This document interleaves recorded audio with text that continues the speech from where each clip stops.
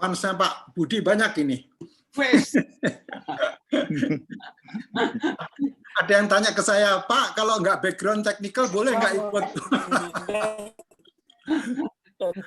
Luar biasa ini. Ini saya sama Pak Budi connect juga di Facebook ini nih, baru ngeliat ini live-nya seperti ini ternyata. Mengerikan. Ada yang tanya ke saya, Pak, kalau nggak background technical boleh nggak ikut? Pasti boleh. Luar biasa ini. Ini saya sama Pak Budi connect juga di Facebook ini nih, baru ngeliat ini. Baru kelihatan wajah sesungguhnya Pak ya, jadi bukan bohongan gitu ya. Bukan akun palsu. Akun palsu. Udah siap dengan Def Leppard nih ya? Sudah, jreng. Kemarin tanya mau bawain lagunya Def Leppard. Luar biasa. Van Halen. Ini benar-benar deh. Ini mudah-mudahan internetnya bagus ya, soalnya saya dengar katanya karena Omnibus Law, jadi untuk mencegah demo, jadi katanya ada yang bilang internetnya slow. Waduh. Mudah-mudahan enggak ya. Kayaknya Padahal kita bedah buku ya. Dan bedah Omnibus Law. Oh iya benar juga ya. Kita bedah buku ya. Benar-benar. Kenapa mesti di ban gitu ya? Oke, saya admit semua, jadi udah lumayan banyak. Atau kita mulai aja ya Mas Budi? Atau gimana? Nanti kita yang lain menyusul, ini nanti oke bisa nambah-nambahin. Oh gitu ya. Siap. Oke, siap. Let's get rock ya. Ntar, saya rekam belum ini ya? Oh udah. Biar nanti orang bisa nonton Pak Budi live di recordnya. Oke, bismillahirrahmanirrahim. Assalamualaikum warahmatullahi wabarakatuh. Waalaikumsalam. Waalaikumsalam warahmatullahi wabarakatuh. Alhamdulillah, kita kali ini pertemuan yang ke-9 ya. Alhamdulillah kita bisa bergabung lagi di acara yang luar biasa ini karena sebagian besar nih kayaknya fansnya Pak Budi Harjo. Jadi ini sesinya ITB, Pak. Iki Toti dan Budi. Toti dan Boeing. Toti dan Boeing. Jadi ini. Nah, oke. Sebelum bagi yang pertama kali join, jangan kaget karena memang sesi ini informal dan ini kita lakukan insya Allah rutin ya. Selama ini juga rutin setiap kalau nggak Rabu Kamis gitu ya. Jadi jam 10 atau 10.30 tergantung keberadaan guest. Kadang-kadang kalau nggak ada tamu juga kita nekat aja, pokoknya yang penting jalan dulu. Nah, kita sebetulnya sudah banyak sekali yang melakukan bedah buku, udah 8 buku, dan sekarang kita masuk ke blockchain revolution, dan mungkin next-nya kita perlu masukan dari teman-teman juga ya, kita mau yang mana gitu, apakah yang ada di list ini, atau yang ada teman-teman punya buku apa yang perlu dibahas. Nah, kali ini memang topiknya spesial banget. Mungkin teman-teman mikir, loh biasanya kan kita membahas manajemen, leadership gitu ya, atau personal development, atau change management, kok tahu-tahu ngomongin seolah-olah IT gitu ya. Tapi ingat teman-teman, ini blockchain revolution ini benar-benar, menurut saya memang benar nih, judul bukunya cocok nih, revolusi ini, karena memang sedang terjadi, dan mungkin kalau Anda belum pernah dengar, ya saatnya sekarang kita belajar bersama, dan alhamdulillah kita ada pakarnya di sini, di mana pakar ini besok juga akan bicara di forum internasional pokoknya besok saya udah daftar sih Pak Budi, kalau nggak salah jam 3:30. Ya, jam 5. Nah, saya sudah daftar, jadi nanti silakan teman-teman kalau kurang puas daftar lagi ke acaranya beliau besok siang gitu, sore. Nah, ini sebetulnya kenapa saya ujuk-ujuk mak gedandut gitu ya bahas buku ini, karena memang tidak lain karena salah satu pengarangnya itu saya kenal banget, Don Tapscott, itu di tahun 2006-2007 membuat buku namanya Wikinomics, dan saya pernah membuat reviewnya di Koran Tempo waktu itu di tahun 2007. Saya juga kaget, ternyata saya pernah menulis ini ya, tapi di bukunya yang berjudul Wikinomics. Silakan di teman-teman, Ibu Asesor Arnita. di-mute aja dulu. Sementara. Bu Armita. Ya. Oke, makan kacangnya nanti aja. Oke, jadi ini hari ini saya sedikit aja mengulas beberapa yang saya tahu mengenai buku ini, dan kemudian nanti Mas Budi atau Mas Boeng lebih banyak mengulas tentang blockchain ekonomi atau blockchain teknologi nanti ini mempengaruhi kita seperti apa. Dan yang paling penting diskusi antara kita nanti. Jadi ada 3 acara. Nah, sekarang sedikit saya mencoba mengulas buku ini beberapa aja. Pertama, ini Marc Andreessen ini nama yang mungkin bagi sebagian orang tidak kenal karena memang banyak pakar blockchain ini yang belum dikenal. Ya, jadi suatu saat nanti akan dikenal, dan anggap aja kita ini seperti saat ini tahun 1989 ya. Jadi saat kita belum mengenal internet. Karena ini blockchain ini katanya the new after internet. Katanya begitu ya. Nanti kita lihat apa penjelasannya dari Mas Boeng. Nah, ini buku ini, gara-gara buku ini mengguncang dunia gitu. Maksudnya dunia karena ini bestseller dan orang jadi ngeh gitu loh mengenai blockchain, termasuk saya. Karena saya sendiri kalau waktu itu tidak melihat buku ini di salah satu toko buku di Jakarta, sampai hari ini mungkin saya tidak pernah tahu blockchain itu apa gitu ya. Nah, key takeaways-nya ada 3 di sini. Pertama adalah suatu hal yang fundamental, penemuan yang fundamental, nanti kita bahas, makanya ini penting sekali kita bahas bareng. Kemudian yang kedua, ini revolusioner, maksudnya gini, karena yang namanya blockchain ini katanya trust itu disimpan di dalam protokol gitu, makanya disebutnya trust protocol. Dan ini bisa dikatakan Internet of Value, karena selama ini internet yang kita kenal itu adalah Internet of Information. Ya, jadi ini kita memasuki era yang baru. Dan namanya teknologi pasti akan menciptakan winners atau losers. Tergantung kita mau di mana. Tentunya kita maunya winners ya. Nah, ini sebetulnya judul buku yang lain sih. Life After Google, Google-nya kebalik ya. The Fall of Big Data and the Rise of the Blockchain Economy. Nah, saat ini kan kita menggembor-gemborkan big data semua, setiap hidung ngomongin big data gitu ya. Padahal kita lupa bahwa itu sistemnya centralized. Maksudnya kalau kita punya behavior di internet, itu yang diuntungkan adalah para pemilik itu. Jadi kayak Facebook, Instagram, mereka tahu behavior kita gitu. Jadi semua datanya ada di mereka. Nah, dengan blockchain nanti, insya Allah semua terdesentralisasi. Jadi kita akan menjadi pemilik data kita sendiri, gitu ya. Jadi bukan Facebook, bukan Instagram gitu, tapi kita yang memiliki, kita yang mengontrol data kita. Ya, nanti detailnya kita akan lihat. Nah, blockchain sendiri ini ada 3 hal yang perlu saya share di sini, adalah suatu hal yang sifatnya global, distributed, dan highly secure. Jadi ini security-nya tinggi sekali karena untuk hacking Anda akan sulit sekali karena sistemnya terdesentralisasi, peer to peer. Jadi kalau selama ini centralized, hacker bisa masuk di centralized system itu, gitu ya. Kalau ini untuk masuk harus disetujui perusahaan ada di sini. AI mau belajar. Pak Amril, ya di mute dulu aja Pak ya. Kita cerita ke Mama ya. Oke. Kalau gitu saya coba mute. Oke, maaf. Oke, saya mute semua biar setelah itu nanti tolong dibuka masing-masing. Kemudian bagaimana kita melihat perubahan ini? Jadi ini sebetulnya blockchain sendiri cukup lama ya, sudah 2 atau 1 dekade yang lalu. Kemudian di tahun 2009 kalau nggak salah ada seorang yang pakai pseudonym Satoshi Nakamoto itu membuat Bitcoin white paper gitu ya. Nah, disitulah mulai dikenal karena konsepnya tadinya memang ini digunakan oleh Bitcoin, mata uang ini virtual atau cryptocurrency ya disebutnya. Nah, fundamentalnya di mana?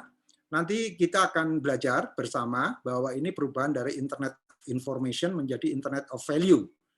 Jadi intermediaries yang tadinya perlukan untuk mengkonfirmasi identitas kita, misalnya saya transfer atau saya menerima transfer dari Pak Boeing, Pak Budi ke saya, itu pasti melalui bank saya atau banknya Pak Budi, ya.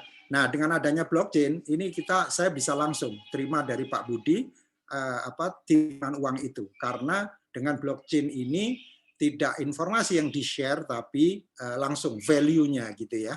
Nah, kemudian ini juga yang ketiga adalah merupakan worldwide ledger atau buku besar yang di-share oleh semuanya tahu, tapi encrypted ya. Artinya Anda tidak bisa melihat misalnya, atau saya nggak bisa melihat berapa triliun rupiah yang ada di tempatnya Pak Budi, misalnya seperti itu ya. Dan sistemnya decentralized, jadi kita bisa kontrol identitas kita dan kita bisa melakukan apapun dengan sangat-sangat secure, immutable. Kemudian disebutkan di dalam buku ini radically reduce transaction cost. Nah, ini juga transaction cost ini dalam searching dan koordinasi ini banyak perusahaan yang sudah masuk, termasuk perusahaan besar seperti IBM. Ya, IBM itu kalau nggak salah sudah masuk di dalam bagaimana supply chain untuk food. Jadi nanti makanan yang kita makan itu kita tahu asalnya dari mana, gitu ya. Jadi ini untuk tracing kehalalan. Jadi kalau halal haram itu mudah sekali, kita bisa tahu siapa yang memproduksi raw materials-nya sampai itu kita makan sekarang. Kemudian entrepreneurs atau kita individu memiliki capabilities yang sama dengan large companies. Jadi ini kekuatan identitas individu nanti. Jadi artinya kita entrepreneur yang lepasan gitu, yang tidak biasa bukan bagian dari perusahaan besar. Ini saatnya kita untuk bisa berkiprah dalam dunia blockchain ini karena ekonominya benar-benar ekonomi yang terbuka dan terpercaya, ya, trusted gitu. Kemudian juga yang salah satu yang ditekankan di buku ini, di akhir buku ini adalah reinvent leadership and governance. Ya, kemarin di sesinya Pak Amri pekan lalu kita belajar mengenai servant leadership. Nah, salah satunya dalam servant leadership itu bagaimana kita bisa bertindak sehumble mungkin gitu ya. Nah, dengan adanya teknologi blockchain ini lebih mudah kita melakukan leadership action gitu ya. Nah, investasi karena buku ini tahun 2018 ya direvisinya, investasi di dunia waktu itu di tahun 2012 terkait blockchain masih $2 juta. Kemudian di tahun 2015 melonjak jadi 500. Nah, naik terus sampai kalau nggak salah 4 triliun di tahun 2018, triliun US dollar ya. Dan kemudian turun di tahun 2019. Nah, turunnya ini jangan juga berarti ini turun karena prospeknya buruk, bisa jadi karena development-nya mungkin sudah mulai mature ya, sudah mulai matang gitu. Kita aja yang belum merasakan gitu. Nah, ini revolusionernya di mana? Karena semua yang sifatnya value, semua yang sifatnya identitas kita itu bisa kita simpen dengan bebasnya tanpa ada orang yang tahu karena encrypted dan ini ada istilah PKI ya di bawahnya itu public key infrastructure ini untuk menjamin security ini karena sifatnya asymmetric cryptography. Jadi kriptografi ini teman-teman di matematika mungkin yang tahu ya. Ini semacam algoritma yang membuat kita tidak bisa sangat terpercaya karena melibatkan banyak banget nodes atau yang terlibat di situ dan kemudian encrypted. Jadi kita nggak bisa melihat di situ dan PKI ini adalah salah satu kuncinya ya, public key infrastructure. Karena banyak sekali istilah ya, ada proof of work, terus ada timestamp dan sebagainya. Nanti Mas Budi yang akan membahas supaya kita benar-benar paham dan yang paling penting kita benar-benar siap dalam blockchain ini. Nah, ini winner sama loser-nya menarik ini. Saya ambil quote-nya dari salah satu pemain pokok ya. Pemain pokoknya ini memulai bermain di blockchain ini di usia 17 tahun ya. Saat itu ayahnya bertanya, "Have you heard anything about Bitcoin?" gitu ya. Nah, dia waktu ditanyain sama ayahnya dia tahu tapi nggak tertarik gitu. Nah, Kemudian pas pada saat dia mau masuk universitas, dia mikir-mikir gitu. Wah, ini kayaknya Bitcoin dan terutama blockchain, teknologi yang membackup atau platform yang membackup Bitcoin ini luar biasa, dan dia melakukan semacam analisis gitu. Gua sebaiknya kuliah atau menerjuni ini ya gitu. Akhirnya dia memutuskan dia tidak kuliah ya. Dia daripada kuliah buang-buang waktu, dia mengembangkan Ethereum. Ethereum ini sebetulnya semacam Bitcoin tapi bukan itu, karena dia mengembangkan platform untuk aplikasi Bitcoin nanti bisa berkembang. Jadi maksudnya dia adalah platform developer ini namanya Vitalik Buterin ini. Jadi visinya luar biasa sekali, dan saya dengar 70% dari aplikasi yang distributed applications on blockchain itu di atas platformnya Ethereum. Jadi Ethereum ini bisa jadi seperti ini ya, Android gitulah kira-kira gitu. Jadi orang mengembangkan semua aplikasinya berbasis Android. Kalau Ethereum ini ya berbasis Ethereum tadi gitu ya. Saya nggak tahu namanya apa, tapi intinya memang dia Vitalik ini mengembangkan platform Ethereum itu tadi. Nah, kemudian dia bilang bahwa yang akan hilang bukan pekerjaannya si taksi driver itu, tapi justru Uber-nya yang out of job. Ya, jadi Grab, Gojek itu bisa bye-bye. Ya, tentu saja Grab sama Gojek sekarang pasti mereka juga sudah melirik ini sejauh mana blockchain bisa diaplikasikan di Indonesia. Tapi yang jelas ini menarik sekali karena nanti kita secara individu ya taksi driver itu bisa langsung melakukan bisnis dengan customer kita. Jadi kita nggak tergantung lagi pada platform. Platformnya lebih luas lagi gitu. Jadi bukan sekedar platform yang disediakan Gojek atau Grab itu. Nah, kemudian potensinya luar biasa ini blockchain ini. Jadi dia akan menghubungkan 5 miliar orang di dunia ini dan merubah cara berhubungan antara satu dengan yang lain. Dan yang saya tekankan di sini adalah global prosperity ya. Karena gini, selama ini mungkin kita sadar atau tidak sadar bahwa kita ini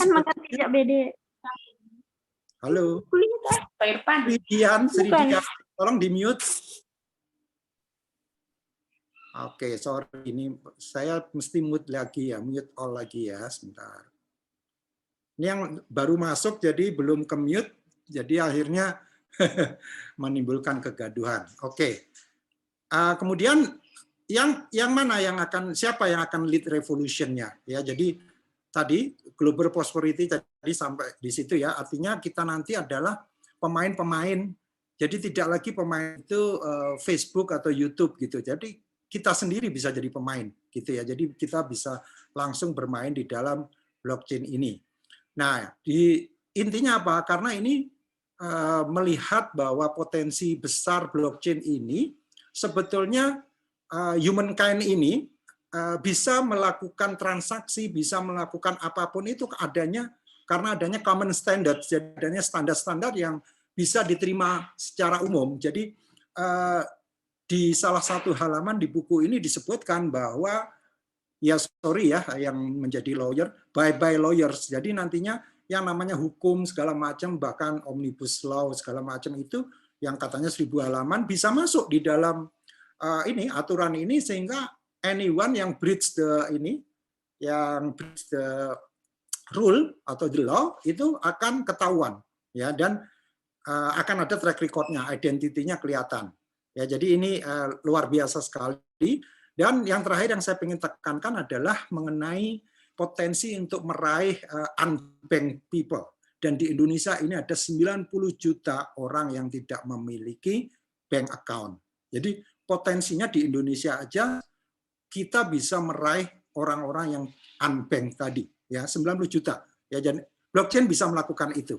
Nah, siapa blockchain ini bagaimana di perusahaan atau di C-suite ya, di sini CEO harus tahu bagaimana dia akan mempengaruhi bisnisnya. Jadi kalau Anda CEO di sini mulailah melirik gitu, blockchain ini akan berpengaruh apa pada bisnis saya, karena Kalau Anda nggak melakukan, orang lain yang melakukan.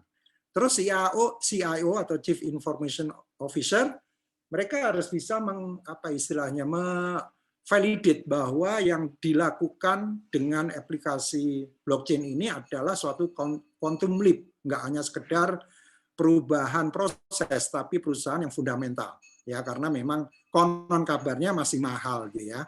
Nah, untuk orang-orang HR, CHRO ini adalah suatu cara untuk engage talent. Jadi nanti yang namanya kita sebagai pencari kerja, misalnya, identitas kita nggak perlu lagi reference check, karena identitas kita sudah tersimpan rapi di general ledger tadi, gitu. Tanpa diketahui oleh orang lain dalam pengertian encrypted, gitu ya. Jadi tidak dipublish, tapi you as a HR person itu is capable untuk mengetahui track record dia karena identitasnya ada semua di situ. Untuk Chief Marketing Officer, a better way to engage customer karena customer lebih mudah berinteraksi dengan mereka. Nah, di bawah itu saya sengaja cut and paste, ada sebuah artikel yang menarik sekali. Anda bayangkan ya bahwa Anda adalah petani singkong, ya, petani singkong di Zambia.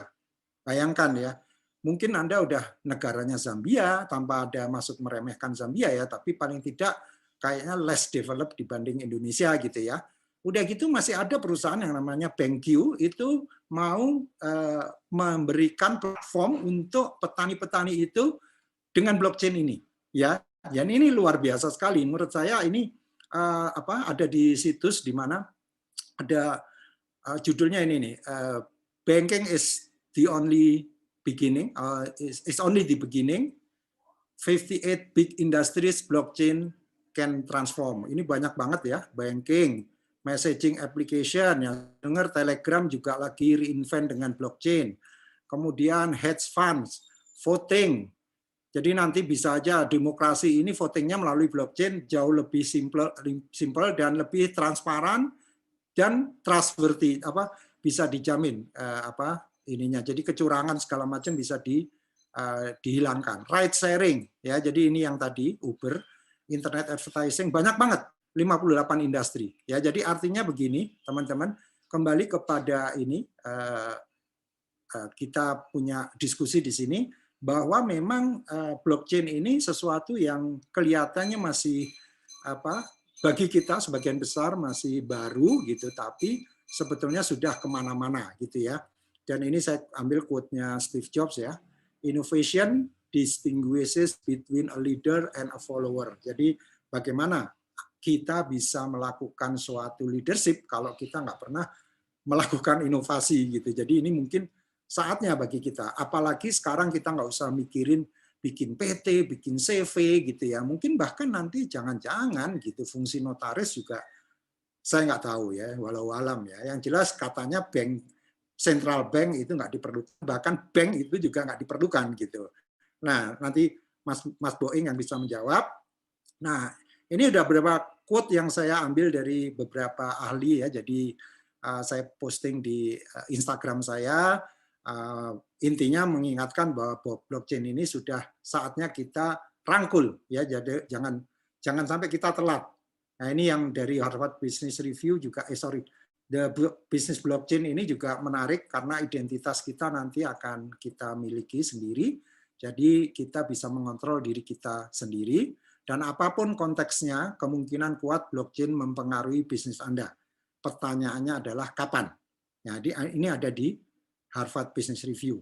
Kemudian ini kalau ini dari CEO Nasdaq, peluang terbesar yang kita harapkan di dekade ini adalah blockchain itu sendiri.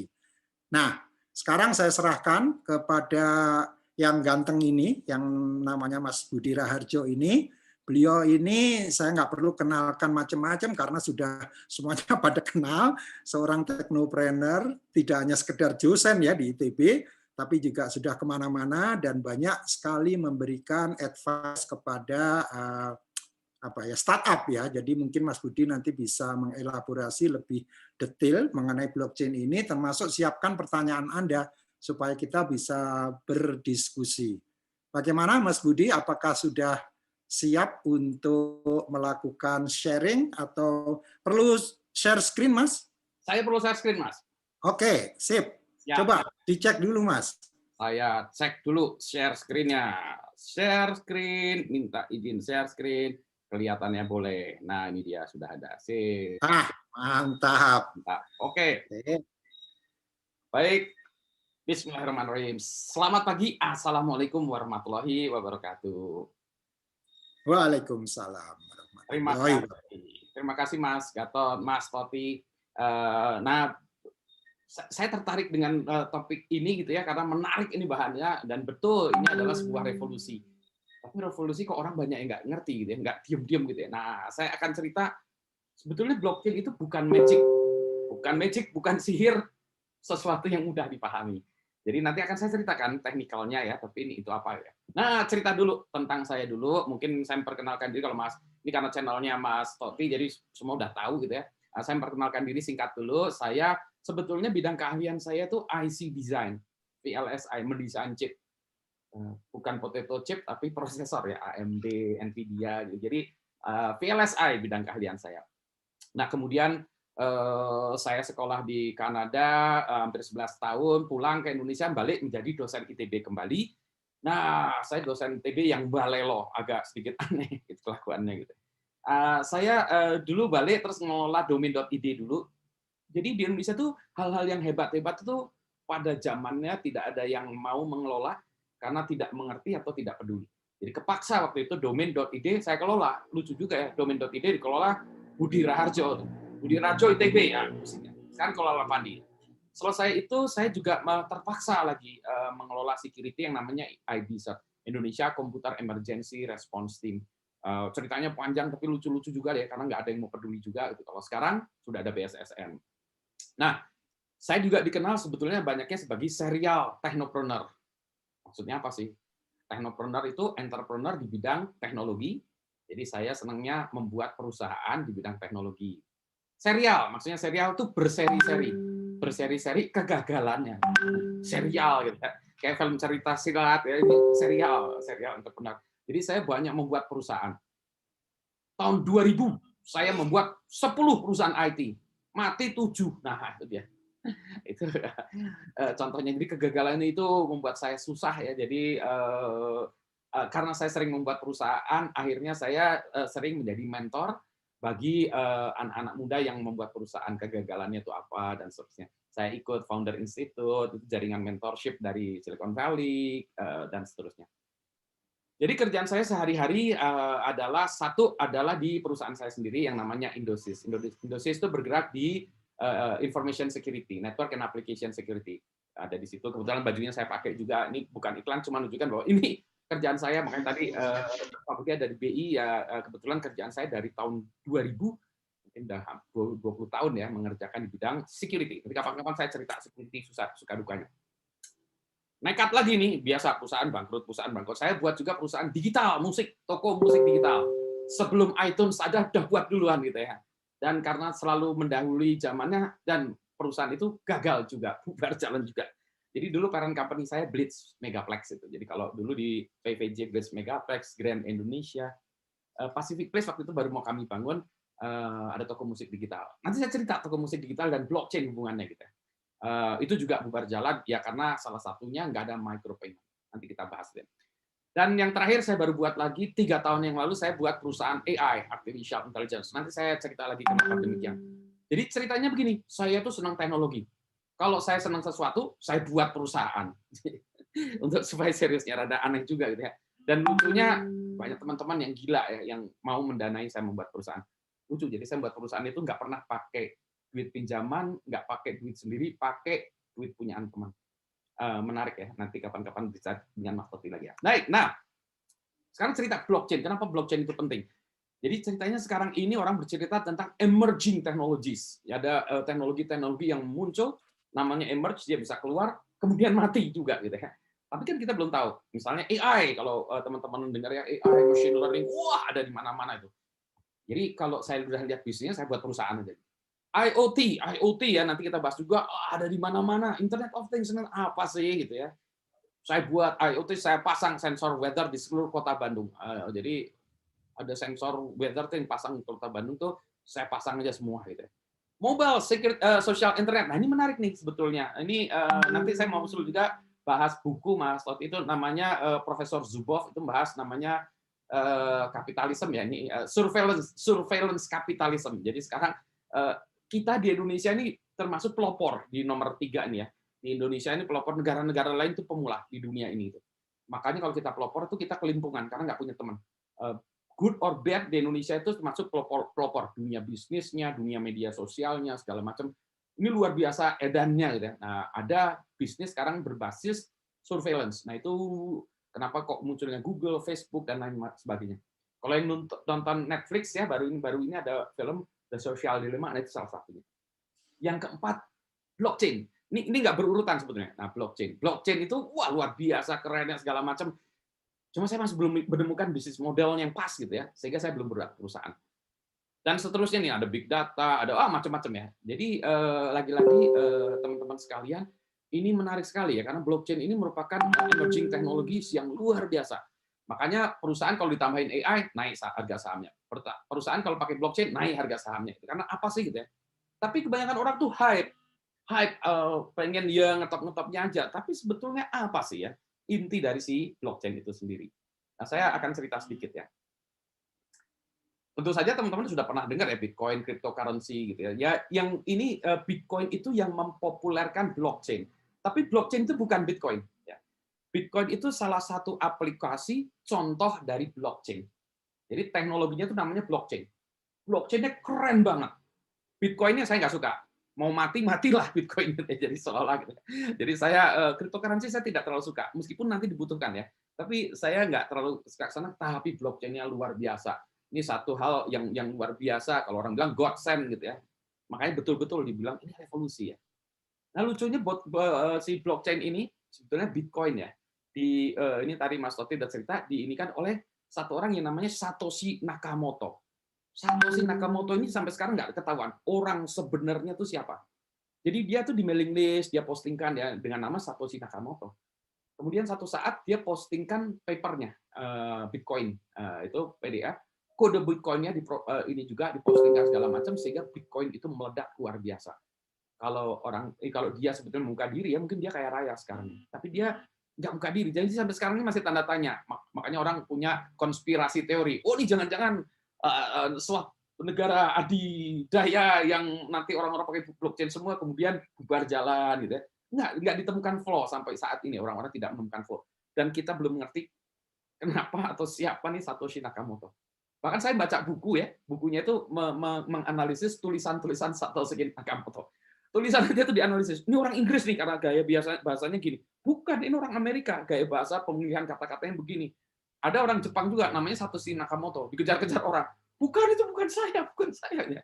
Jadi sampai sekarang kita belum tahu siapa sih Satoshi Nakamoto. Tapi hebatnya itu ya, semuanya dia buka. Hebatnya dibuka ya. Nah, sekarang kita bicara dulu ya, yang dia buka. Nah, sekarang kita bicara tentang blockchain. Blockchain itu adalah distributed ledger. Distributed ledger. Nanti kita bahas ledgernya. Distributed dulu. Jadi ya kalau kita bicara tentang distributed itu pola bisnis atau kalau kita lihat jaringan atau pola bisnis itu bisa macam-macam. Ada satu usaha yang centralized, semuanya harus lewat saya gitu ya, itu centralized. Biasanya bank centralized, itu punya saya. Orang lain mau lihat, oh nggak boleh. Telco juga datanya, oh itu punya saya, nggak boleh. Orang lain itu centralized. Bank punya kantor cabang, gitu ya, itu decentralized kasih ini. Tapi masih nggak ini kantor cabangnya masih harus terkoordinir ke pusat.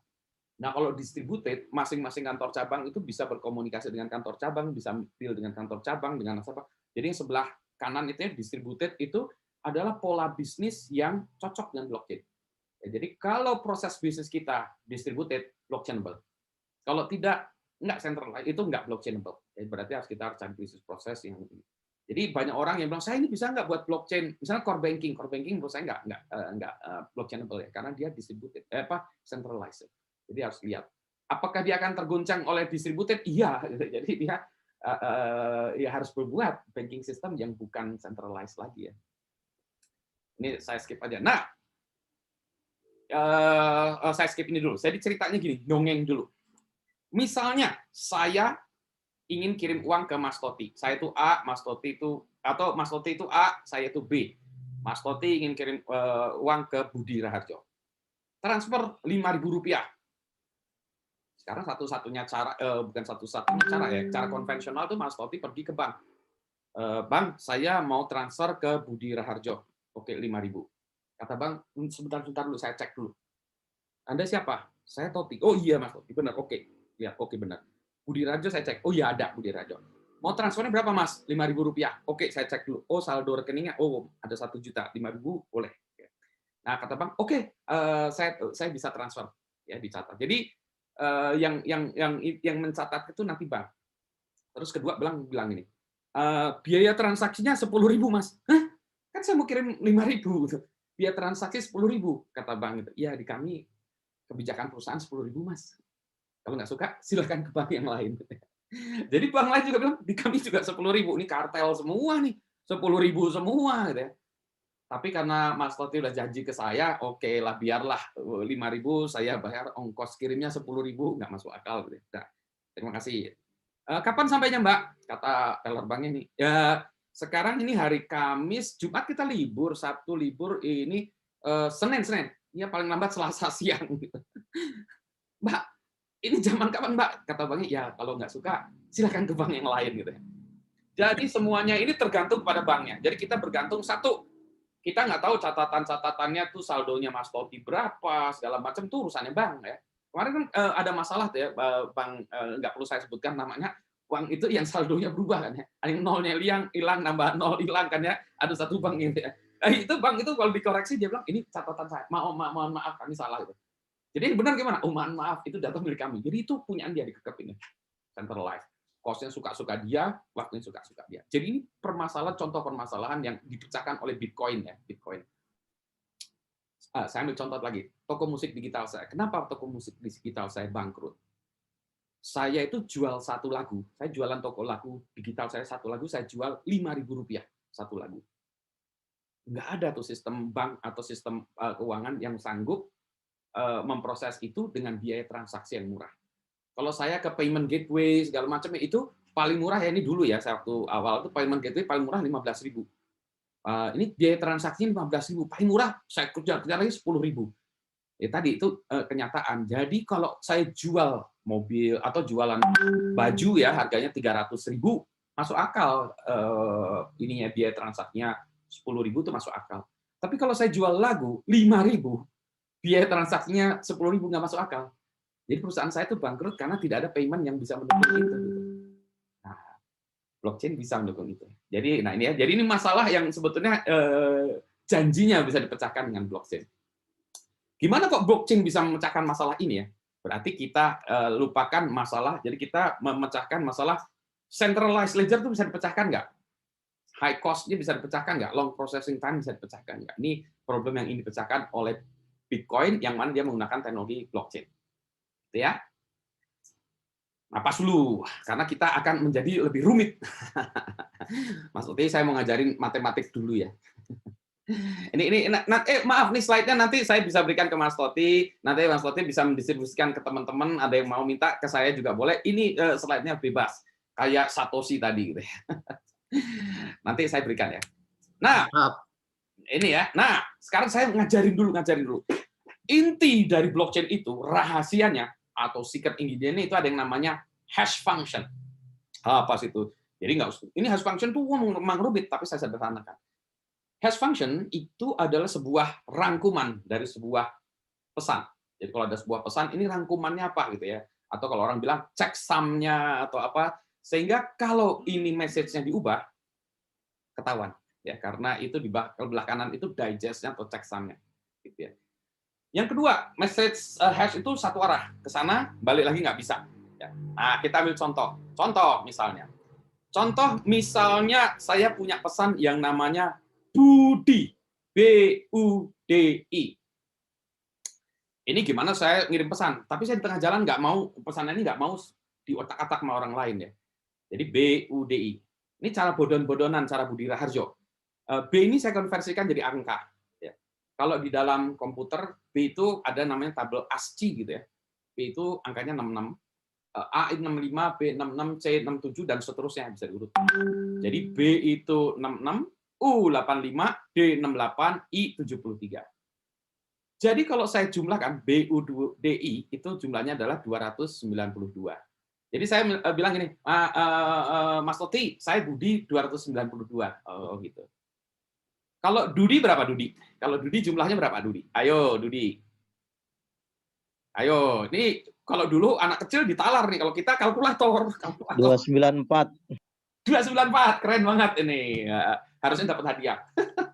294. Jadi kalau misalnya di tengah jalan ada orang mengubah, Dudi 292. Nah, Mas Toti bilang, sebentar, katanya Budi, tapi 292. Nggak cocok, ini hash-nya nggak cocok. Jadi hash ini adalah cara untuk mendeteksi perubahan data. Tentu saja ini hash yang buruk ya. Kenapa? Karena Budi sama hidup sama ya. Harusnya nggak ya, Budi sama hidup sama kan jumlahnya sama ya. Tapi nanti kita cari hash function yang keren. Berikutnya lagi, kalau saya kasih kalau kita sebutkan 294. Itu apa? Wah, bingung.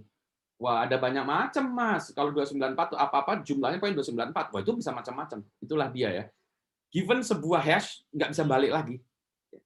Jadi, given sebuah message, bisa kita hashkan, dikasih di hash, nggak bisa balik lagi message-nya apa, nggak tahu kita. Karena ada banyak cara. Ya, jadi gitu ya. Nah, jadi contoh.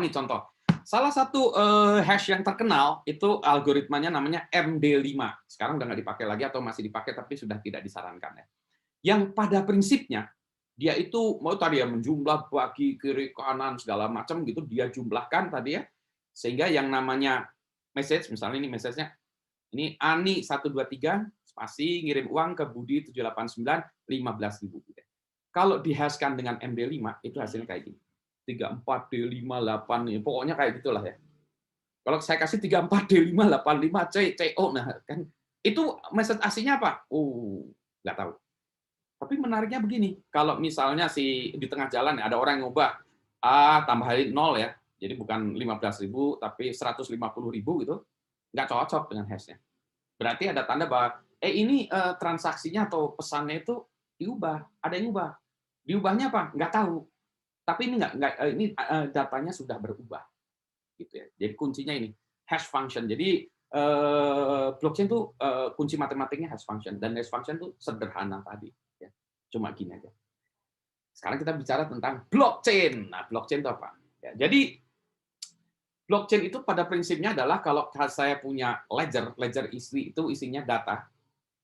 Yang ditulis data di ledger itu bisa macam-macam. Ada data transaksi, kayak tadi ya, pengiriman uang. Ada data janji. Saya berjanji akan memberi buku ke Mas Toti. Itu bisa juga janji saya. Itu saya masukkan di sini boleh. Pokoknya apapun pesan itu saya janjinya. Saya janji, saya bilang nanti bisa bilang gini, Mas Toti bilang kalau Mas Budi sudah ngirim bukunya ke saya, nanti uangnya saya kirimkan ke Mas Budi. Nah, itu bisa juga dimasukkan di sini, gitu ya, dimasukkan di sini.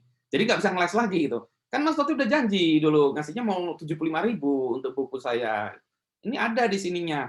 Enggak, saya cuma 7.500 kok. Nggak bisa. Hash-nya tuh bisa dilihat gitu. Jadi satu blok awalnya itu kayak gini. Ya, jadi ada transaksi yang mana kita hashkan jadi.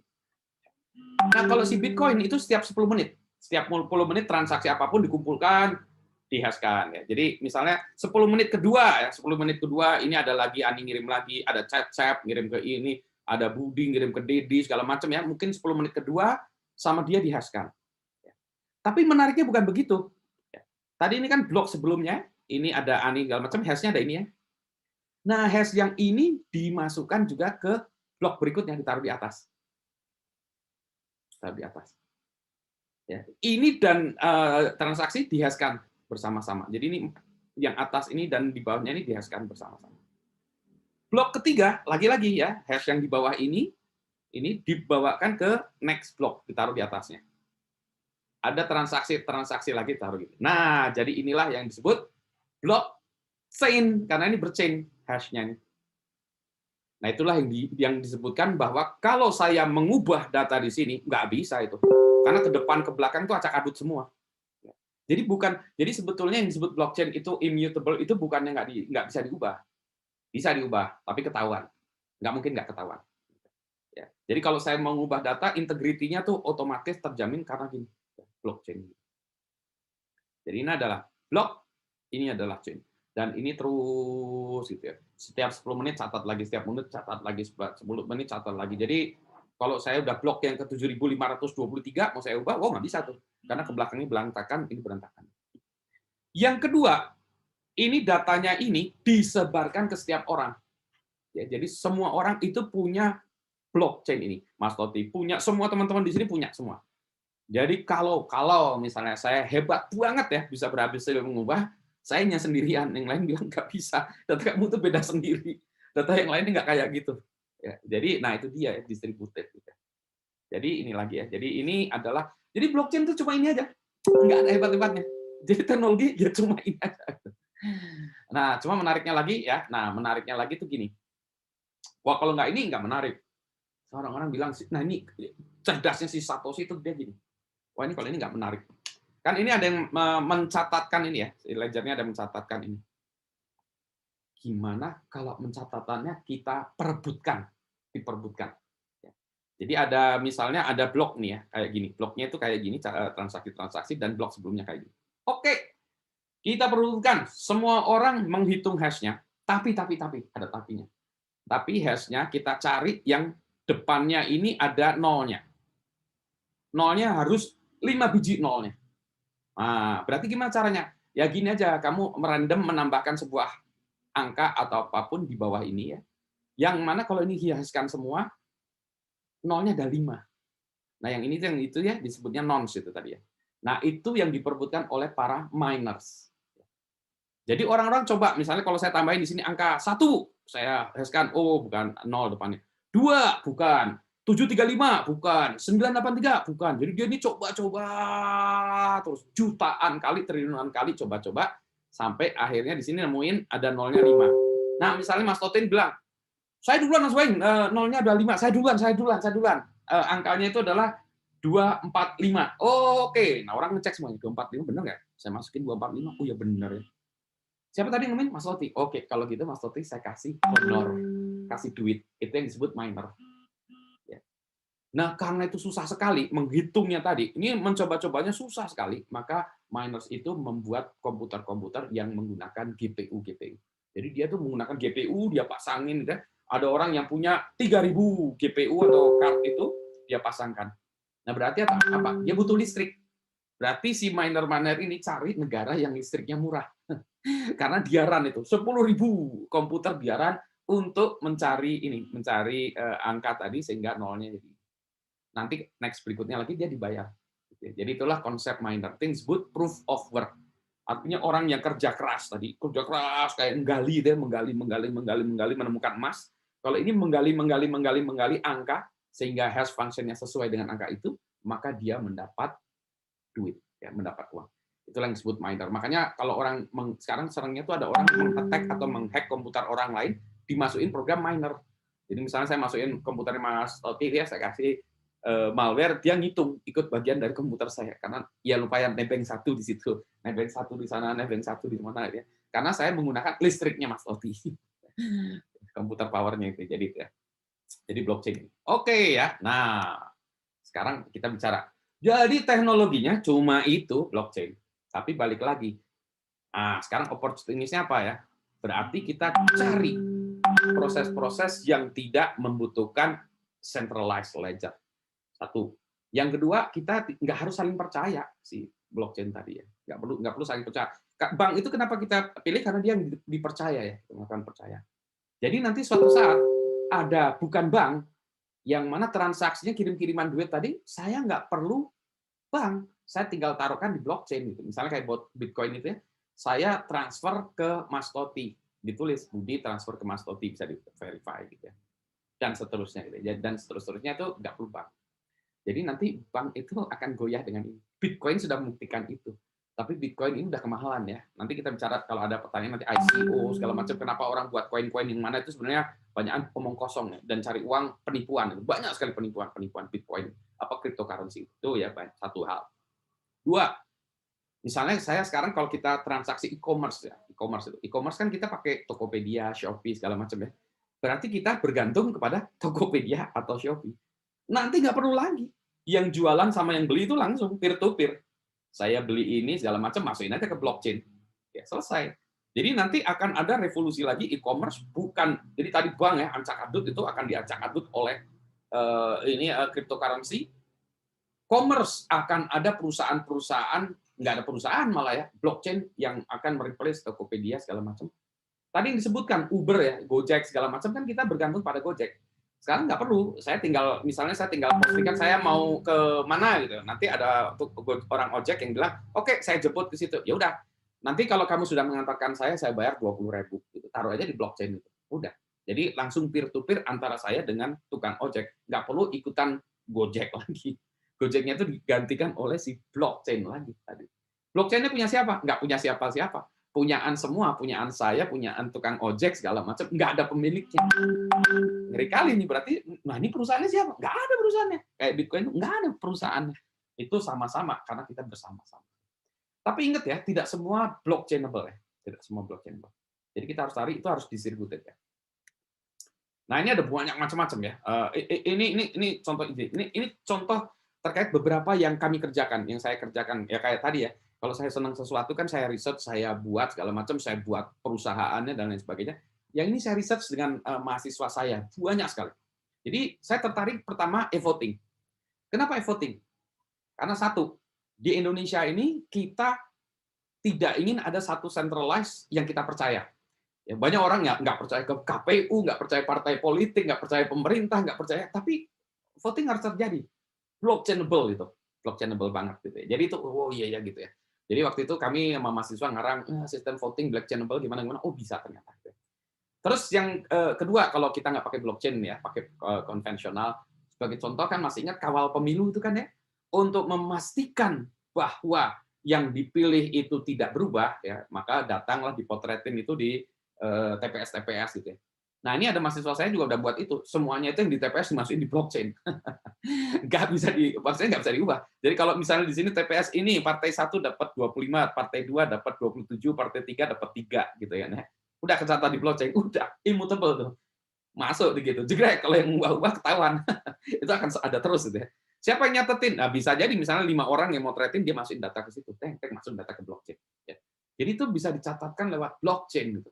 Jadi voting ini ya blockchain based ini memang ngeri kali sebetulnya, dia bisa mengubah sistem demokrasi karena kita tidak punya trust yang kepada satu centralized corporate ledger organisasi entity gitu ya. Jadi ini keroyokan rame-rame. Si Don Scott juga begitu, dia bilang demokrasi itu adalah salah satu dunia aspek yang bisa dikejar oleh blockchain ya. Ini salah satu perubahan dunia yang bisa bilang. Government applications. Jadi tempat saya tuh mahasiswa ada yang membuat tesisnya tentang pemantauan dana BOS. Kan ya sekolah-sekolah tuh dapat dana BOS segala macamnya dari pemerintah. Pemerintah nggak tahu ini pemanfaatannya untuk apa nih. Jangan-jangan dana BOS-nya itu dikorupsi oleh kepala sekolahnya atau apa gitu. Pemanfaatan uang dana BOS itu catatkan di blockchain. Aman itu, bukan aman maksudnya. Semuanya tercatat dan tidak bisa diubah-ubah. Udah tercatat di situ, orang bilang enggak kok kemarin saya ordernya 50 pensil, Mbak kemarin ordernya di situ tertulis 50.000 pensil, Mbak. Enggak saya 5.000, buktinya ada di situ ya, jadi nggak bisa lagi ya mengelas-ngelas. Pemantauan dana BOS ini udah oh iya begitu. Terus pertanahan ya, jadi nanti ini tanah punyaan siapa segala macam itu ya, itu dimasukin di situ aja. Jadi nanti kalau ada orang mau beli tanah nggak bisa bilang lagi tanah saya sampai dari sudut sini sampai sudut sini. Itu datanya semua ada di blockchain ya, datanya semua ditaruh di sana. Klaim asuransi nih, waktu itu juga ternyata ada banyak kenakalan-kenakalan nih, klaim asuransi kesehatan. Entah dari orangnya, entah dari rumah sakitnya, klaim asuransi ke pemerintah, gitu, segala macam ya. Ini klaim asuransi ini bisa, jadi kalau misalnya saya ke dokter, saya bayar 500.000 gitu ya.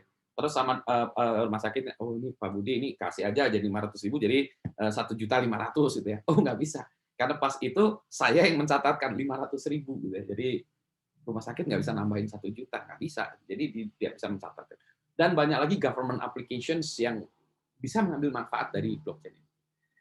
Sekarang baru ada mahasiswa saya S1 beres coffee tracking. Tadi Mas Toti cerita tentang halal segala macamnya. Kalau di coffee, Kita pengen tahu kopi itu supaya bisa dinikmati petani juga ya, petani di mana. Ini kita tracking kopinya, mulai dari ya petaninya, siapa yang memetik, siapa yang ngerai, siapa yang ini sampai. Jadi nanti ini udah ada ya ada beberapa perusahaan yang mulai melakukan ini. Ini kami menunjukkan ini sesuai bisa deh. Jadi kalau saya menikmati sebuah kopi, itu saya tahu kopinya dari mana, mempekerjakan anak-anak atau tidak gitu ya, itu ada. Ya, bisa. Jadi menikmati sebuah kopi adalah sebuah perjalanan. Wah, ada cerita gitu. Terus foto sharing. Nah, kalau sekarang kan pada orang susah tuh, fotonya dipakai orang lain di mana. Nah, ini juga bisa. Saya motret gitu ya, saya masukkan blockchain. Nanti ada orang bilang, oke, Mas Budi saya pakai ya fotonya, saya bayar 1.000 perak ya. Oke, foto diambil, bayar 1.000 perak, masukin situ. Gitu ya. Jadi saya sebagai pengguna, saya langsung bayar ke orang yang bersangkutan. Saya, misal fotografer smart fotografer dapat 1.000 perak karena fotonya dipakai entah orang di Zambia tadi pakai potretnya gitu ya. Rp1.000 juga duit gitu. Kalau yang ngambilnya 30.000 ya Rp1.000 ya kali 30.000, 30 juta juga gitu ya, duit juga gitu ya. Jadi itu bisa segala macam. Foto tracking. Nah, sekarang lagi yang sedang saya buat ini adalah traveler helper. Jadi kalau saya pergi traveling itu kadang-kadang saya susah juga nih mau itu memori saya habis, internetnya nggak ada segala macam. Jadi saya mau minta tolong orang, tolong dong saya potretin di Instagram saya. Nah, ini QR code saya. Jadi yang motretin saya itu nanti dapat honor motretin, tolong diuploadin ya, saya nggak punya internet aksesnya, dia nguploadin ke account saya, dia dapat honor juga. Tempat yang coffee shop yang itu dia Instagramable, dia dapat duit juga. Ya. Jadi misalnya saya ngasih duitnya 1.000 perak, yang motret dapat 200, ini dapat 100 dan seterusnya. Musik, nah ini musik. Di Don't Touch Cup juga cerita itu. Musik ini industri yang luar biasa. Kalau cerita ke dalamnya, saya toko musik digital tuh nanti ceritanya panjang tuh. Tapi salah satunya musik itu banyak ini oleh preman-preman. Kalau saya boleh kasarnya, preman-preman yang menguasai industri musik. Jadi artis-artis itu nggak dapat berapa dari ini. Banyak teman saya artis yang mati kere. Ya, saya nggak tega tuh bilang, kenapa kok bisa? Karena industri musiknya tuh jahat terhadap artis-artisnya. Nah dengan blockchain, seorang artis dia bisa publish satu karya, langsung dipakai orang, langsung berdua peer to peer. Akan kena apa? Ya itu tadi ya, label, publisher segala macam akan kena itu. Dia pusing tuh, karena orang langsung bisa bertransaksi gitu ya. Nah ini bingung ya. Jadi ini musik kami waktu itu buat namanya lifetime of a song. Jadi ketika sebuah lagu di create itu menjadi sebuah kayak entity makhluk gitu ya, atau kehidupan itu, sehingga dia punya itu dimainkan oleh siapa, di cover oleh siapa, dimainkan oleh siapa. Jadi lagu ini terdeteksi tuh, dimainkan 7 kali di kafe sana dan lain sebagainya. Terus ada teman-teman di ini Backcraft buat namanya Portamento ya, di Indonesia ini lagi ada itu blockchain dengan musik. Kalau di ini Don't Touch kan cerita tentang Imogen Heap ya, yang salah satu pelopornya. Nah, yang saya masih cari itu sebenarnya Pico Payment ya, pembelian lagu musik digital. Nah, kalau teman-teman saya nggak nulis di sini karena nanti takutnya promosi disebutnya. Saya buat lagi toko musik digital saya yang keempat namanya Insan Music. insanmusic.id. Sekarang karena tadi ya saya bayar duitnya tuh nggak bisa tuh. Saya kalau bayar pakai itu ya payment gateway-nya mahal. Lagu 5.000, payment gateway-nya 15.000, nggak masuk akal. Akhirnya kami bekerja sama sekarang ada bukan digital payment ya, tapi namanya asset tracking yang namanya itu IDRP.io. Jadi kalau beli lagu ke saya bisa lewat IDRP.io. Ini blockchain. Ya, jadi blockchain. Jadi kedepannya itu nanti yang create lagu saya IDRP dan bahkan penulis lagunya itu langsung otomatis dibagi-bagi tadi ya. Duitnya langsung nyebar. Nggak masuk dulu ke label dulu, nggak masuk ke publisher dulu, nggak masuk ke apa, sampai langsung dibagi. Dan karena cost-nya kecil, ya karena tadi langsung dibagi itu, computing power-nya secara rame-rame, maka bayar 5.000 perak dibagi-bagi pun bisa. Gitu. Hanya belum ada yang eksekusi, kecuali IDRP. Nah, kemarin tentang pendataan data handphone IMEI, ini ada mahasiswa saya yang belum selesai tesisnya. Jadi IMEI kita itu ini bajakan selundupan atau benar itu IMEI didaftar. Jadi nanti polisi bisa masukin daftar itu. Handphone kita kecurian, kita bisa masukin daftar. Ini handphone saya kecurian IMEI-nya. Jadi kalau nanti ada orang yang mau beli handphone, dia cek dulu. Cek IMEI-nya. Oh iya ya, IMEI-nya udah ada ini pencurian. Ada jadi pelaporan IMEI. Ada lagi fraud information. Jadi banyak sekali inisiatif yang sudah saya lakukan penelitian terkait dengan blockchain. Belum jadi duit aja ya, tapi ini udah banyak. Jadi saya melihat, wah luar biasa, ini bisa diacak adutnya. Jadi saya banyak ini ya. Nanti Don't Touch Cup tuh cerita tentang banyak lagi industri-industri ya. Tadi itu bisa di outsource ya. CEO aja bisa di outsource tuh. Saya nggak butuh CEO. Selama tasknya ini saya kasih, tasknya ini, tolong kerjain ya, kasih duit, kasih honor. Tolong buat marketing ke 5.000 customer ya.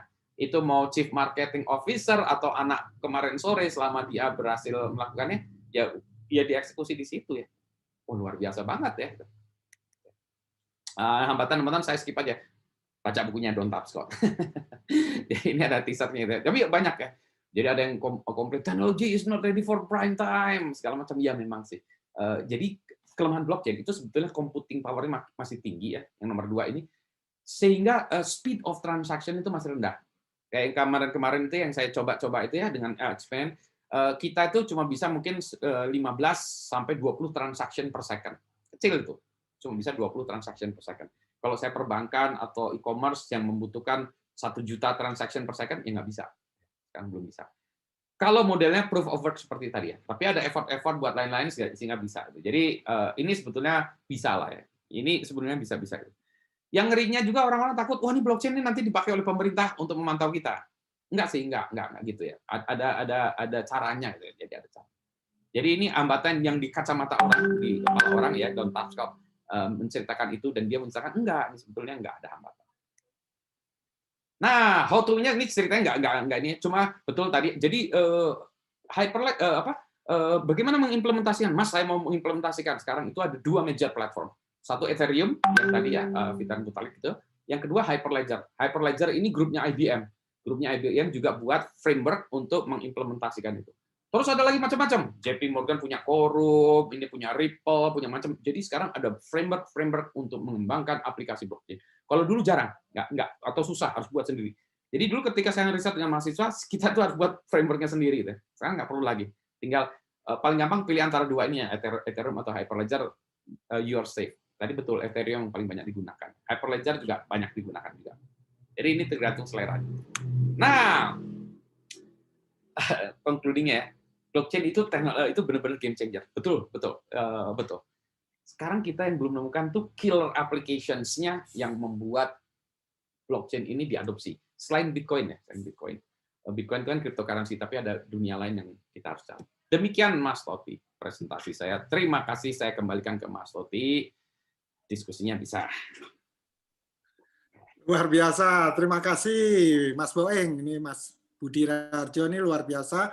Dan sungguh saya senang sekali ternyata sudah diaplikasikan dan artinya gini, Mas Budi sudah menggunakan dan tadi saya catat ada IDRP.io, ternyata itu bisa membuat payment gateway mati ya Mas ya, artinya ya. Saya kalau baca buku ini aja udah melihat bahwa potensinya dahsyat sekali, walaupun secara teknis nih Mas Boeng jauh lebih menguasai dan sebagai pemain gitu ya. Nah, saya silakan aja teman-teman untuk berdiskusi. Siapa yang mau ini di unmute dulu. Silakan tanya langsung ke ahlinya di sini karena beliau adalah praktisi langsung ya, daripada nanti kalau saya ini malah susah ininya. Silakan. Ada? Ada yang mau tanya atau mau raise hand dulu atau gimana? Bentar, saya mesti lihat galeri ya. Mohon izin Pak, saya Dan Rifanto Pak. Hukum kita. Terima kasih.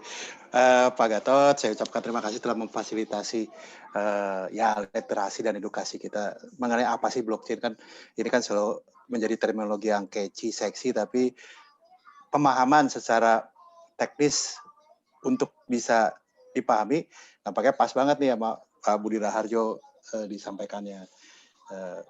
Semoga semua yang kita pada hari ini mendapat pemahaman secara futurikal itu tuh sudah terjadi pada hari ini. Mohon maaf Pak Budi Raharjo,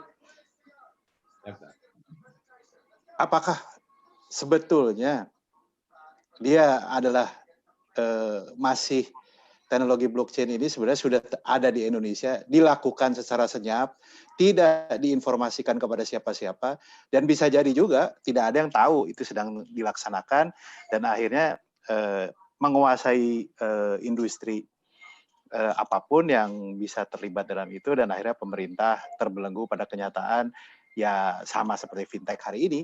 Mohon maaf kalau ada teman-teman OJK atau BI, pada saat kami di Kominfo 5 tahun yang lalu berusaha merangkul, berusaha bicara dan duduk, dianggapnya logika fintech itu logika imajinasi film Hollywood. Tapi begitu fintech menimbulkan kesulitan luar biasa, tiba-tiba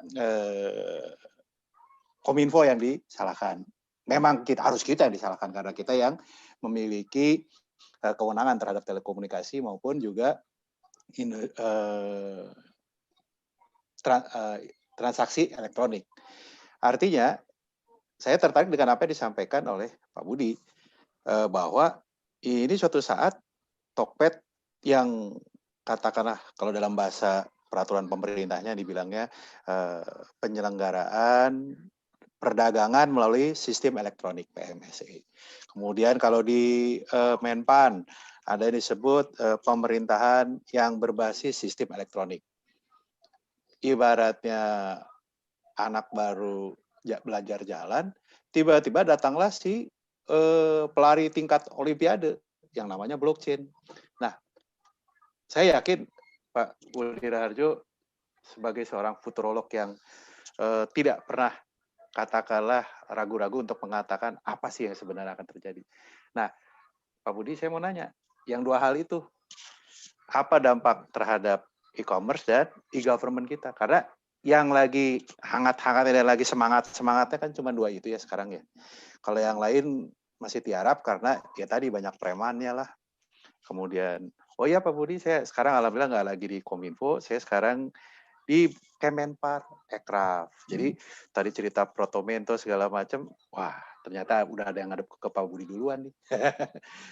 Terima kasih Pak Gatot, terima kasih Pak Budi kesempatannya. Ya, Silakan. saya langsung jawab Mas Loti.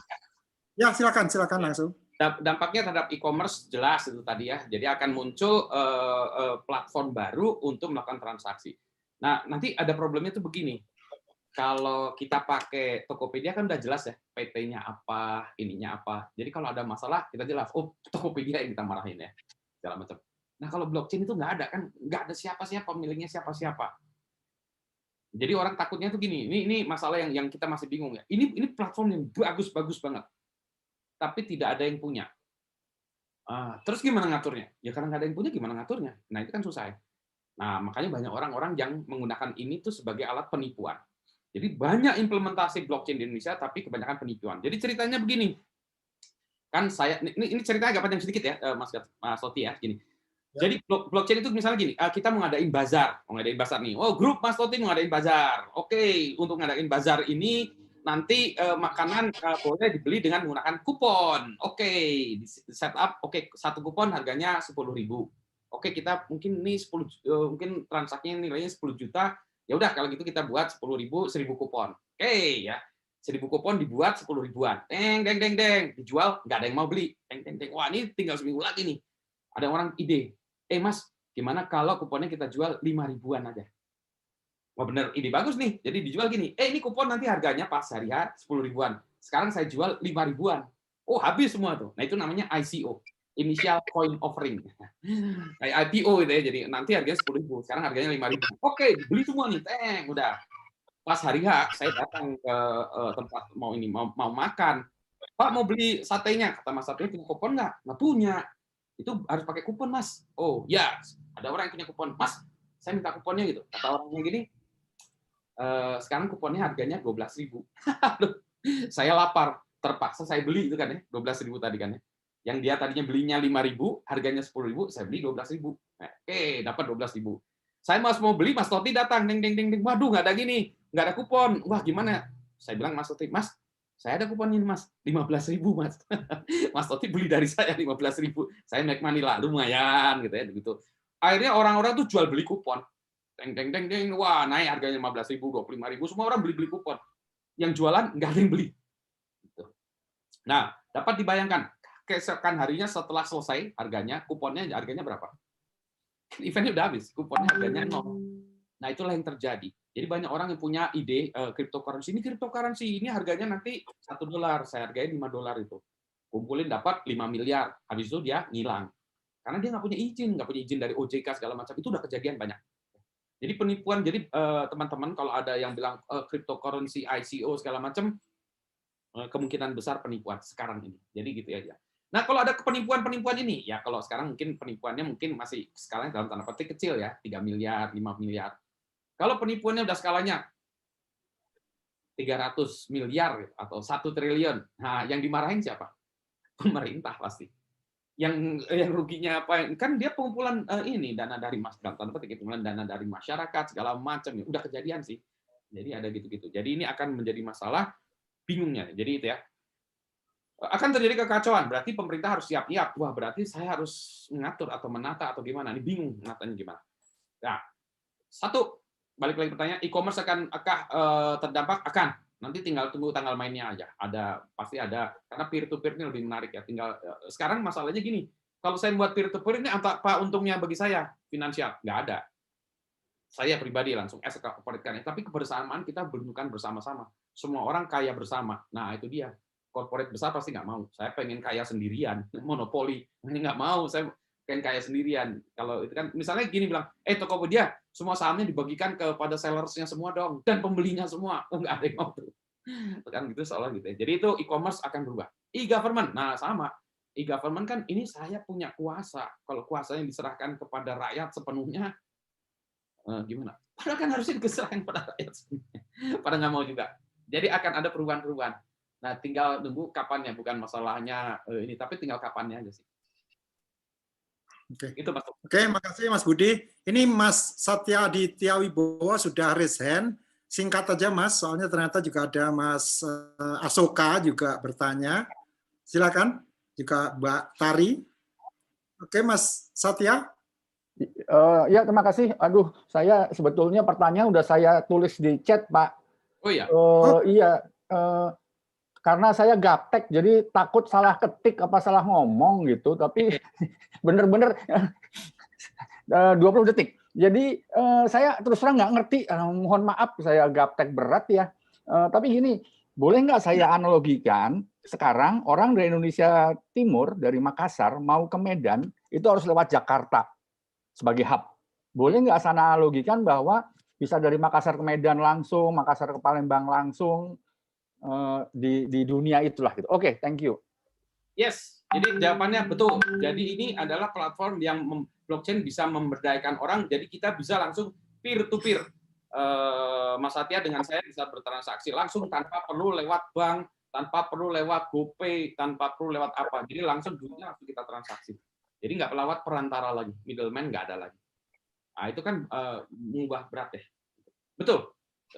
Oke, ada satu lagi yang di pertanyaan saya chat itu, kira-kira secara matematik ya, orang matematik ada yang jago forecast, ya. Mulai kena dampak kapan ya Topet, Bukalapak, Gojek gitu? Nah ini secara dia. Matematik. Ya, kalau kita bilang killer application itu susah meramalkannya, killer application ya. Itu biasanya munculnya by accident. Sebagai contoh, handphone itu killer application-nya kan SMS ya. Handphone udah lama orang nggak mau, begitu ada SMS tiba-tiba meledak, ding, semua orang pakai handphone gitu. Sama kita juga melihat aplikasi tiba-tiba messaging, ding, semua orang pakai messaging gitu. Jadi killer application kita nggak tahu. Kalau komputer tuh killer application-nya spreadsheet. Orang-orang nggak mau tiba-tiba ada, sebenarnya awalnya fisikal, tapi yang ngetop Lotus 123 kan. Lotus 123, semua orang pakai komputer. Yes gitu. Nah, blockchain ini kita belum punya killer application-nya. Aplikasinya keren semua. Cuma belum ada killernya yang saya nggak bisa hidup tanpa itu. Jadi itu. Nah, menariknya apa? Karena semua orang lagi nyari, kita sama di Amerika, sama di Inggris, sama nih kita. Kalau kita sukses duluan, nah kita yang ini ya menjadi leader di situ. Oke, terima kasih Mas. Makasih banyak. Ya. Oke, Pak Asoka tadi. Oh, oke. Bud, aku mau nanya sedikit nih. Tadi kok saya melihat dari aspek negatifnya begitu ya, dari implementasi blockchain ini gitu ya. Saya kok tampaknya perlu ada semacam kehadiran negara atau kolektif secara global gitu ya. Paling nggak ada koridor-koridor tertentu, ada satu ya batasan standar regulasi atau apalah, ada oversight dan sebagainya gitu ya.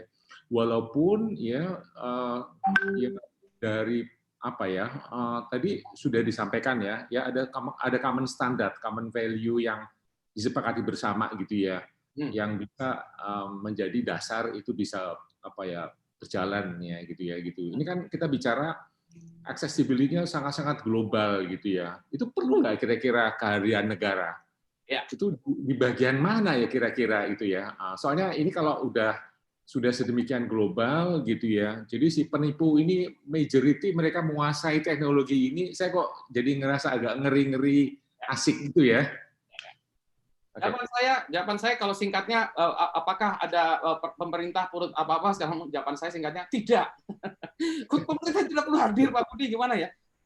Contoh ekstrimnya tuh internet.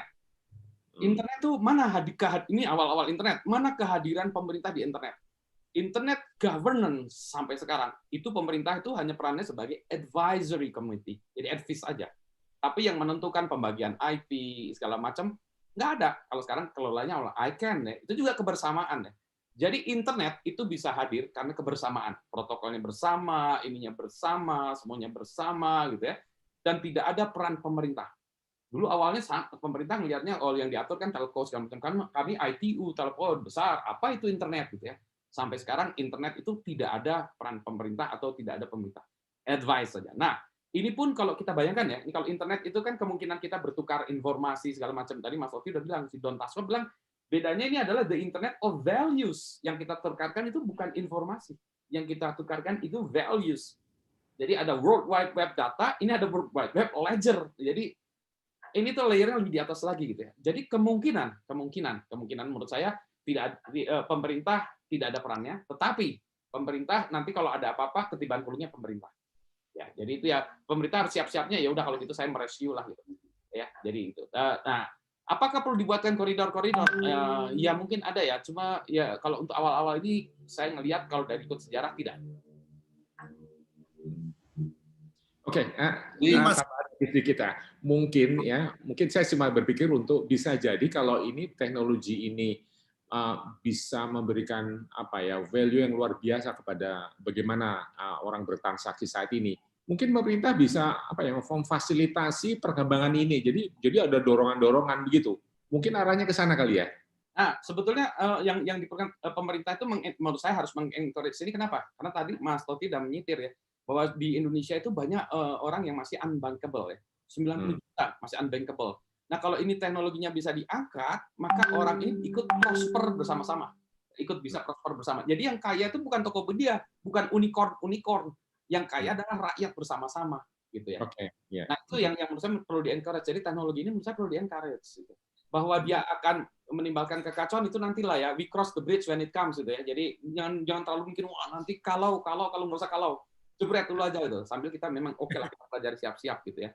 Tapi manfaatnya menurut saya lebih banyak daripada mudorotnya gitu. Jadi ini memberdayakan masyarakat Indonesia. Menurut saya ini karena kita jumlah orang di internetnya lebih besar. Indonesia tuh termasuk yang gede loh jumlah pengguna internetnya.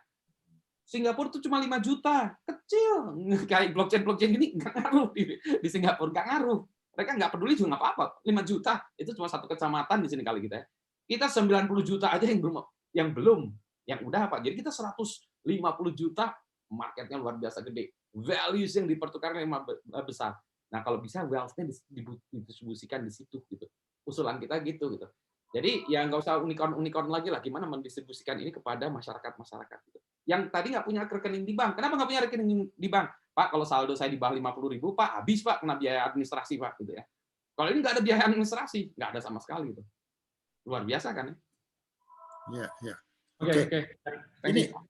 Ini ada Pak Didi dan Pak Indra Jaya juga sebelumnya ada pertanyaan tadi mengenai Mas Budi mengatakan, Mas Boeing mengatakan bahwa pemerintah nggak bisa ngawasin kita ya, padahal bagaimana bisa terjadi seperti itu. Terus yang kedua juga ada Mbak Tari tadi menanyakan mengenai kepercayaan bukannya tetap masih ada, tapi sekarang kita percaya kepada blockchain.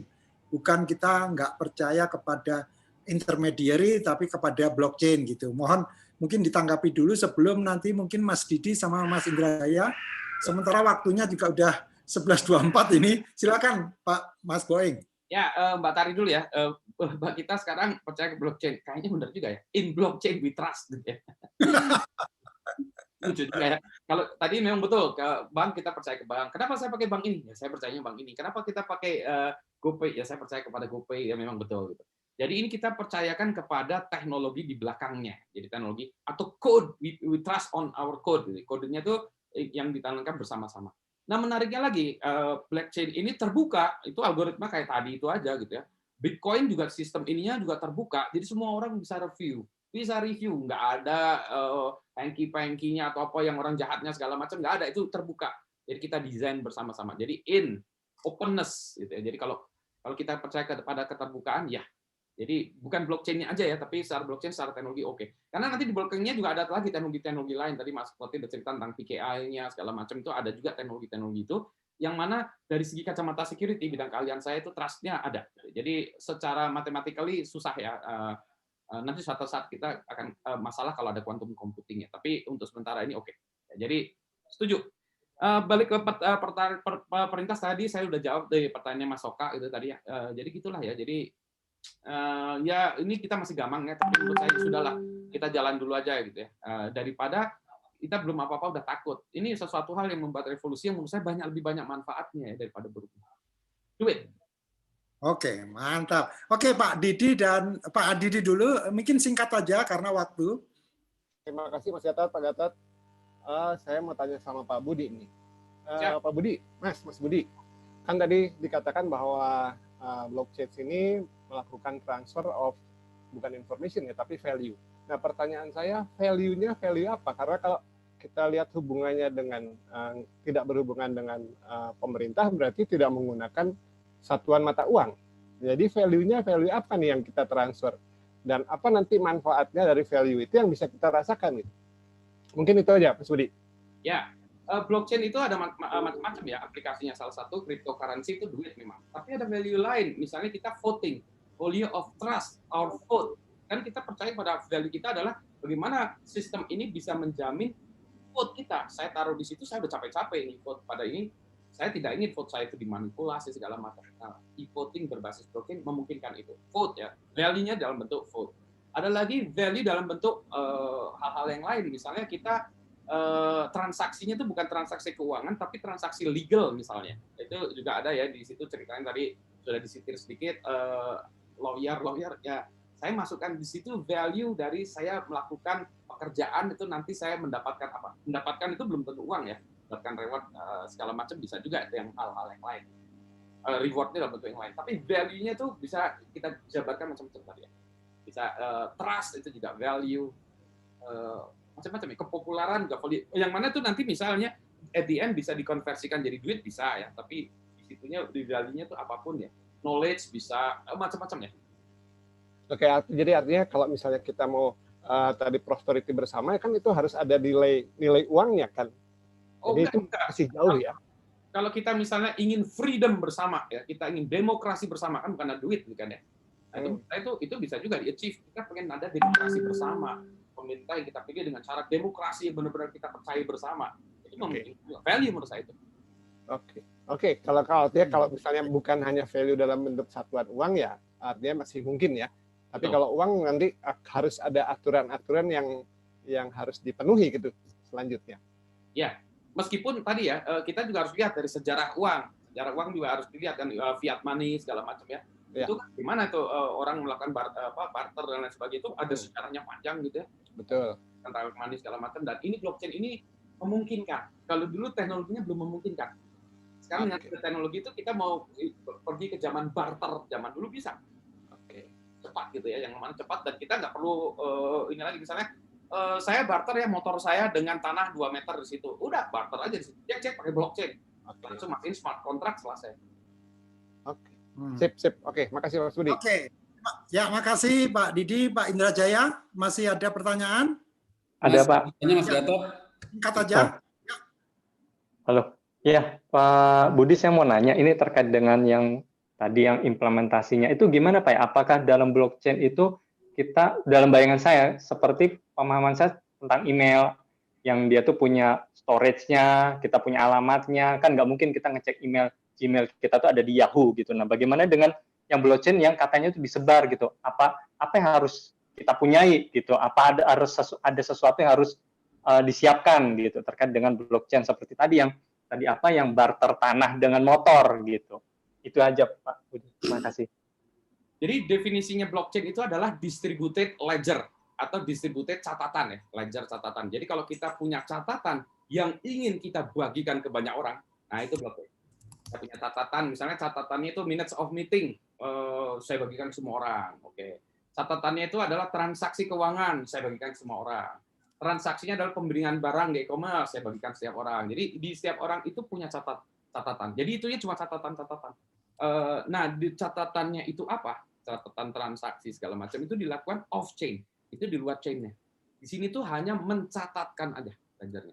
Tadi misalnya pertukaran tanah, saya tukar tanah dengan motor gitu ya. Tanah dengan motornya kan ditukarnya di luar ya. Tapi di situ kontraknya atau ngomongannya, perjanjiannya itu dicatatkan di situ. Nah, perjanjian transaksi tadi itulah yang dicatatkan di ledger, yang mana ledgernya itu didistribusikan ke puluhan juta orang. Jadi kalau misalnya orang itu ngaku, enggak, saya kan nggak janji gitu. Pas ditagih, mana motornya? Ini kan tanah udah kamu pakai, gitu. Atau ini motornya, mana tanahnya, gitu ya. Nah, itu bisa dilihat, enggak, kamu kan janjinya gini. Dan itu ada di catatan jutaan orang. Jadi kalau kita mau ikut bagian dari itu, kita bisa ikut menjadi bagian dari node-nya dari si blockchain itu, kita harus menyiapkan framework-nya tadi ya. Kita bisa pakai Ethereum, ada segala macam. Kita bisa ikutan pasang software-nya itu, maka kita menjadi bagian dari blockchain. Jadi komputer kita menjadi bagian dari blockchain. Yang mana kita menyediakan disk computing power untuk mengikuti catatan. Jadi catatannya orang itu dompleng di tempat kita gitu seolah-olah. Kita didomplengin gitu. Oke, mungkin pertanyaan terakhir dari Mas Henrico sebelum kita akhiri. Soalnya nih, kalau bagi yang masih penasaran dengan Pak Budi, besok ada lagi sesinya kok. Ya, terima kasih Mas Gatot. Pak Budi, saya mau tanya aja, kan tadi Pak Budi bilang ada 3 pemain besar untuk operating platformnya blockchain. Jadi ada Hyperledger, ada Ethereum, sama satu lagi Quorum dari JP Morgan ya. Apakah itu nanti mereka akan end up seperti OS yang kita lihat sekarang seperti Android dan Mac OS, di mana masing-masing mereka juga nanti bisa membangun killer app sendiri dan ujung-ujungnya jadi dominasi dan monopoli lagi. Ya, jadi betul. Sekarang sebetulnya 2 platform ya. Tadi cuma Ethereum sama Hyperledger. Quorum itu masih kecil. Ada Quorum, ada Ripple. Di Indonesia juga ada. Di Indonesia yang ini yang baru muncul ini namanya Vexanium. Vexanium itu kayak gitu juga. Tapi buatan anak Indonesia. Rain ada tuh. Vexanium dia juga ada gitu. Jadi ini platform-platformnya untuk mengembangkan aplikasi ini. Nah, aplikasinya itu sekarang kayak tadi ya, Ethereum. Nah, Ethereum bagusnya kalau Android itu dimiliki oleh perusahaan buat Android. Ethereum itu dimiliki oleh orang-orang yang bergabung ke Ethereum. Jadi kalau saya nyambung ke komputer saya ke dalam tanda petik jaringan Ethereum itu, maka saya menjadi bagian dari Ethereum. Saya juga punya suara di Ethereum. Saya juga jadi saya menjadi bagian. Jadi saya seolah menjadi pemilik saham di Ethereum. Jadi Ethereum itu nggak ada yang punya. Ya, Ethereum itu global, semua orang bisa pakai. Nah, kalau saya bilang, saya nggak mau ikut bagian yang global karena saya takut diintip orang-orang, maka saya bisa pakai Hyperledger. Hyperledger itu bisa kita deploy. Seolah-olah Ethereum yang gede di luar sana itu kita punya deploy di kantor kita sendiri. Itu bisa pakai Hyperledger. Jadi kita bisa buat sendiri ya. Ethereum-like tapi Hyperledger itu bisa. Yang mana di situ misalnya kalau tadi pemilu ya berarti semua orang atau semua pihak yang terkait dengan pemilu itu menjadi bagian dari network-nya ini. Pemiliknya semua, ada KPU, ada partai politik, ada politician, ada rakyat, ada media massa, segala macam, manggo. Itu milik mereka semua. Jadi tidak ada satu yang mendominasi gitu. Ya, jadi ada gitu. Oke. Terima kasih Pak Budi. Sama seperti baik, teman-teman nih, terima kasih waktunya sudah habis karena kita sudah 2 jam loh ini Mas Budi, Mas Boeng. Jadi ini luar biasa. Biasanya kita cuma 1 jam ini sampai 2 jam. Jadi ini menarik sekali. Tapi bagi teman-teman yang masih penasaran, bisa gitu Mas Boeng, Mas Budi Raharjo ada sesi ya. Jadi silakan nanti ada ininya nggak? Black Arrows kalau nggak salah nanti Anda teman-teman. Saya lupa ya tadi ya. Black Arrows. Black Arrows. Saya sih sudah daftar loh Mas. Jadi saya masih penasaran. Jadi saya mau ikut. Jadi sebelum saya tutup, saya sedikit summary aja. Jadi diskusi kita pertama, ini mengutip kata-katanya Mas Budi bahwa ternyata blockchain ini memang benar. Luar biasa dan ini secara future kayaknya kita nggak boleh main-main karena memang mau nggak mau akan mempengaruhi kita. Yang kedua, kita sedang menunggu killer application-nya apa, gitu ya. Jadi begitu killer application itu ada, bisa jadi ini terjadi di Indonesia, gitu ya. Yang tadi yang blockchain, yang platform yang di Indonesia, bukan di Ethereum-nya malahan ya. Jadi ini luar biasa. Yang ketiga, menurut saya yang paling relevan bagi saya terutama, karena saya sudah lama jadi independen gitu ya. Ini saatnya kita yang individu-individu yang berbisnis secara entrepreneur benar-benar berdiri di kaki sendiri, ini untuk menunjukkan identitas diri gitu, karena memang disinilah kita bisa di platformnya blockchain inilah kita bisa berkiprah, terlepas apakah kita sebagai developer atau bahkan kita sebagai pemain. Nah itu kalau dari saya. Silakan Mas Budi Raharjo, Mas Boeing untuk memberikan istilahnya concluding statement gitu, Mas. Silakan, Mas. Baik, terima kasih. Secara teknologi blockchain itu keren amat, gitu ya. Aplikasinya banyak di berbagai domain aplikasi. Tinggal sekarang kita cari application-nya. Tentu saja kita masih gagap, tapi jangan salah, semua orang juga gagap. Buku Don't Touch Code itu bagus, dia menceritakan opportunities apa saja sih yang ada di sana secara kacamata bisnis, bukan secara teknisnya. Tadi yang saya ceritakan under the hood-nya gitu. Nah, sekarang tinggal teman-teman mikir ya, karena ini bisa menjadi keuntungan bagi perusahaan kita atau organisasi kita, tapi di saat yang sama juga bisa jadi ancaman juga. Demikian Mas Toti, concluding remark dari saya. Ya, terima kasih Mas Budi Raharjo, ini luar biasa. Saya senang sekali bisa ketemu di sini. Saya mengikuti atau istilahnya follower setianya Mas Budi karena beliau ini suka banget posting-posting yang termasuk yang tadi kupon Bitcoin tadi ya. Menurut saya setuju sekali dan sepertinya ini nyambung karena saya melihat blockchain ini bukan dari Bitcoin-nya, bahkan saya sampai sekarang nggak tertarik untuk beli Bitcoin karena yang seperti Mas Budi tadi, jadi kayak kupon gitu ya. Jadi buat apa gitu ya? Mendingan kita benar-benar mendingan emas lah gitu ya. Nah, ini buku ini, Blockchain Revolution ini, menurut saya di toko buku di Indonesia masih banyak di Jakarta. Menurut saya Anda perlu punya sendiri deh, karena menurut saya benar yang kata Mas Budi tadi, ini bicara mengenai bisnisnya, bukan mengenai teknisnya, mengenai hash segala macam, walaupun disinggung, tapi menurut saya Don't Touch Code ini bagus sekali dan sangat pro terhadap bagaimana setiap individu ini bisa berhasil gitu. Jadi fokusnya dia bukan pada corporation, justru kepada orang-orang yang individu-individu kita masing-masing dan kita ini nanti baik kita sebagai musisi, penulis pengarang artikel itu bisa mendapatkan reward yang sesuai yang kita inginkan karena benar-benar identitas kita nanti dengan blockchain ini akan terbantukan. Demikian teman-teman, terima kasih atas partisipasinya. Jangan lupa besok ikut acaranya Mas Budi Raharjo di Black Arrows. Kemudian silakan di browsing aja atau nanti saya bisa yang tertarik bisa WA saya kasih linknya. Tapi intinya adalah kita perlu belajar atau menyiapkan diri dengan blockchain. Demikian, kalau ada salah pasti dari saya dan mohon maaf itu kalau ada yang benar berarti itu dari Allah ya. Sampai jumpa di edisi selanjutnya. Wassalamualaikum warahmatullahi wabarakatuh. Waalaikumsalam warahmatullahi wabarakatuh. Terima kasih Mas Gatot, Mas Budi. Waalaikumsalam warahmatullahi wabarakatuh. Terima kasih.